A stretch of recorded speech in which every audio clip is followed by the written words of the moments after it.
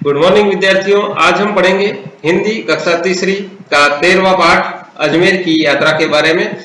बहुत ही रोचक पाठ है। आप लोगों को बहुत कुछ इस पाठ से सीखने मिलेगा, देखने को मिलेगा, जानने को मिलेगा।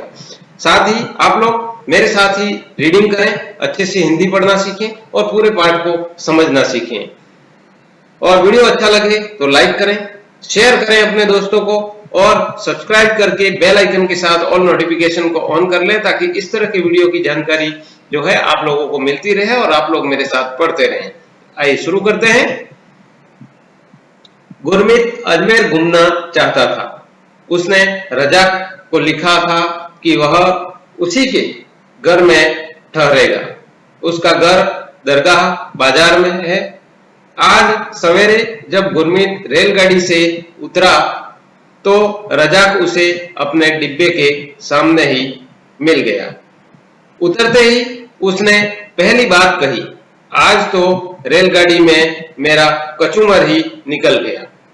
कितनी भीड़ रहती, कहीं दोस्त हैं इस रेलगाड़ी में। तो यहाँ पर ये अजमेर का रेलवे स्टेशन जैसा कि आप दिख रहा है, ये रेलवे में यहाँ पर उतरता है गुरमीत, और रजाक उसका दोस्त वहां पर उसे लेने आया था। नेक्स्ट है, रमजान के महीने में अगर तुम यहाँ आना चाहो तो सोच समझ कर ही आना, यूं भी एकदम सिंकिया पहलवान हो। रजाक ने हंसते हुए जवाब दिया। क्या उस समय और भी अधिक भीड़ हो जाती है? अरे पूछो ही मत। उस समय अजमेर की आबादी में कम से कम 1 लाख लोग और जुड़ जाते हैं। यात्रियों के लिए बहुत सी व्यवस्थाएं की जाती हैं। सड़कों पर, बाजारों में जहां देखो वहां भीड़ ही भीड़ हो जाती है। नेक्स्ट दोनों क्या बात करते हैं, तुम्हारे घर के पास तो मेला लगा रहता होगा। कुछ पूछो ही मत। उन दिनों तो बाजार जाकर सब्जी लाने में भी पहलवानी दिखानी पड़ती है। दोनों मित्र जोर से हंस पड़े। कुछ देर के बाद गुरमीत को रजाक अजमेर की सैर कराने ले गया। यह देखो, यह सदर दरवाजा कहलाता है और वह सामने बुलंद दरवाजा, उसके भीतर ही दरगाह है। हम लोग वहीं चल रहे हैं, रजाक ने बताया।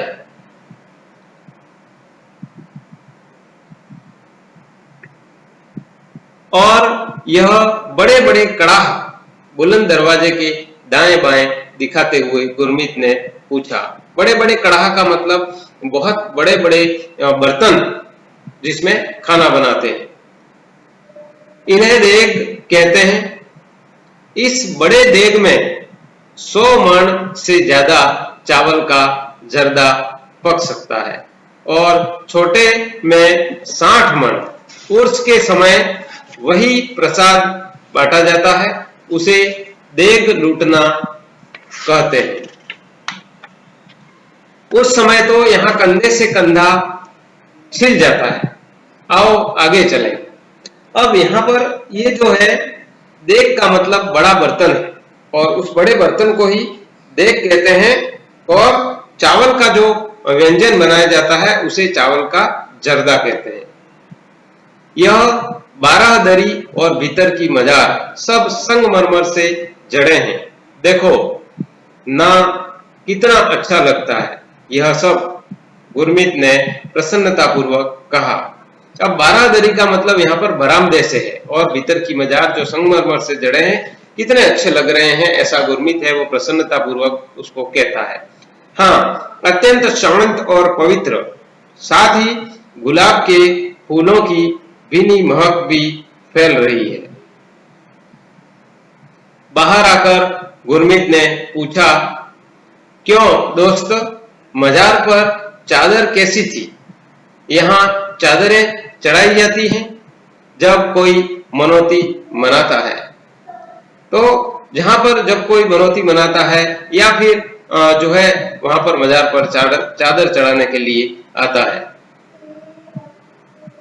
अब देखो उस पहाड़ी पर तारागढ़ है, इसके ढलान में पृथ्वीराज का स्मारक है।